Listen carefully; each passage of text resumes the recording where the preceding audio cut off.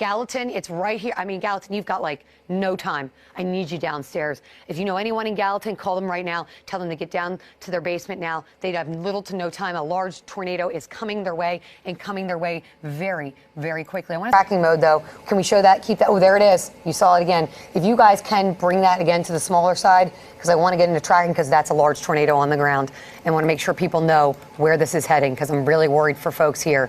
Because again, this is going towards, Hendersonville, towards Lakewood, in between you. I mean, there's greens, reds. There's a lot of, oh my gosh, look at that. You can see it so well, guys. Look at it. Yeah, this is coming into Hendersonville as we speak. That's coming into Hendersonville. So yeah, that was Saturday night. It was December 9th. And just to give you a little brief background, that is not something that just popped up unexpected. The last few days, the news has been kind of warning us that, tornadoes were a very low possibility, but the storms were going to be bad. So my wife and I, we took the kids to ice. If you don't know what that is where they build all these ice sculptures and you get to walk through it, and it's really cold and it's very cool, and the kids loved it, and it was the kind of a great way to spend a cloudy, overcast Saturday to get even more in the mood of Christmas. And while we were there, I was monitoring the weather, but again, it wasn't looking too terrible.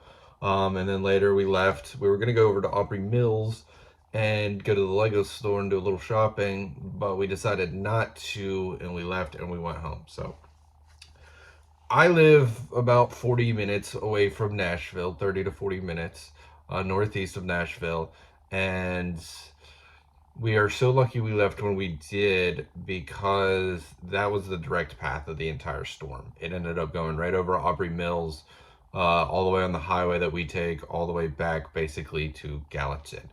And then the tornado eventually came and went through Hendersonville, and I had friends in Hendersonville and even in Madison where it hit even worse than us. And I was talking to them, getting updates as the storm was coming, and eventually it hits Gallatin and keeps on going. And, it's crazy to think because 3 years ago, I think it was a 4, ripped through Nashville, F4 tornado. That was the closest one to me and my wife since having kids, and that missed us by a couple more miles. But having to hunker down during that was a traumatizing, terrifying event, and that one was even worse than this past weekend. But when you hear on the news that they start naming off streets that you have friends and family living on, and they're almost screaming at you to get in your safe place, it's very, very scary, especially when you have 3 kids, all under the age of 5, and in Tennessee, the majority of homes don't have basements. They have crawl spaces, because once you hit about 4 feet into the dirt, you run into limestone, and it's very expensive to dig through. So tornadoes have always been a terrifying thing for me. My wife grew up in Gallatin. She experienced one when she was in high school. I was born in Kansas. I don't remember, but my family has always told me about tornadoes that we survived that went through us. So it's not something I've ever been terrified of until I started having kids. So on Saturday night, when that one hit through, it missed our house by about 1/3 of a mile. We could hear it. You could almost feel it. And we're sitting there following the reports, and it's talking about where it's at, where it's directly over. And those are, hundreds of yards away from you. You know exactly where those things are. And that's really the scary thing. However, the tornado that hit us on Saturday, I believe, is currently being listed as an EF2, potentially an EF3. In total, the tornadoes that hit through Tennessee, I believe they have confirmed 6 have died. 3 in the one that kind of stretched through to hit us, and the other 3 in Clarksville, which is about an hour west of us. That went into Kentucky as well. But the footage you are seeing here, it's this is some of the areas around Gallatin that were easily accessible that were hit. I didn't go to the main areas out of respect for the families and the people, because obviously they're trying to clean up, and I didn't want to add to that by being an annoyance. But I did want to see some of the areas that I knew got affected, and areas that I had friends in that I wanted to go check on. And we even helped out a little bit, help them clean some debris. So that's kind of what we did yesterday.